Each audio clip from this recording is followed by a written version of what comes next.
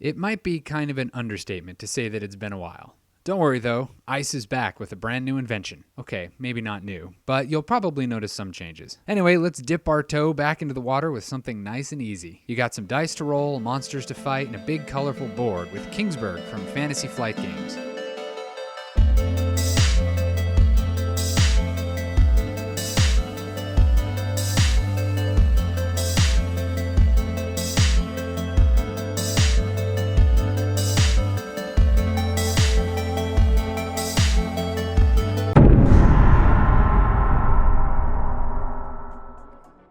Each player rolls their dice and then take turns placing their dice on the board in turn order. You can place on any spot as long as what you place adds up to that spot's number. Each spot can only hold one player's dice. After placement, all the spots get activated in order from lowest to highest. Most of the spots involve players taking some kind of resource or converting one resource into another resource. There are also spots that give you a one-time +2 per season, so you can climb a little bit higher. You can also recruit soldiers, which help fight off the coming horde. After everyone gets their stuff, players can build one building on their building sheets. Pick a row, pay the resources, and build the leftmost building. Buildings give you all kinds of little perks like extra goods per turn, dice rerolls, and better battle scores. Each year has 3 of these dice placement seasons with interludes on either side. Before spring, the player with the fewest buildings gets an extra die to roll.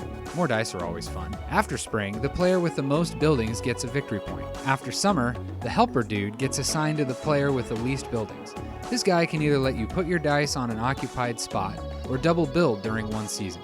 After the autumn round, players can hire extra soldiers for 2 goods apiece to prepare for the onslaught.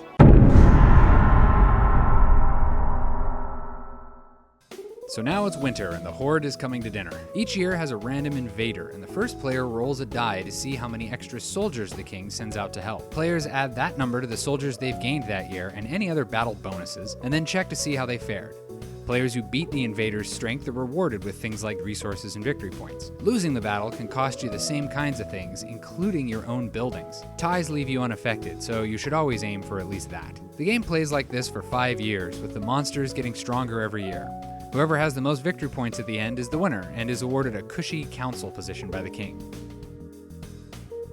To paraphrase one of the most noble knights of our time, I like big board games.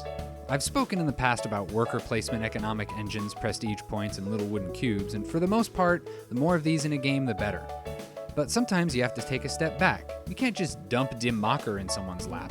Well, you can if you want to break their legs, but for most people, Kingsburg is going to be a neat little slice of the hobby. You've got your forward planning with the oncoming horde, the mathiness of converting goods into things that help you get more goods and fight off stronger invaders, and you've got the added fun of dice to shake things up a bit. You've got a nice big board that clearly shows what's going on, and it's easy to see how each building affects your performance in the game. The biggest problem I have with the game is that it starts to feel a bit samey after a few plays, and the end is a bit of an anticlimax. There's no hidden information, so more apt people will be able to figure out who's going to win sometime around the start of the 5th year.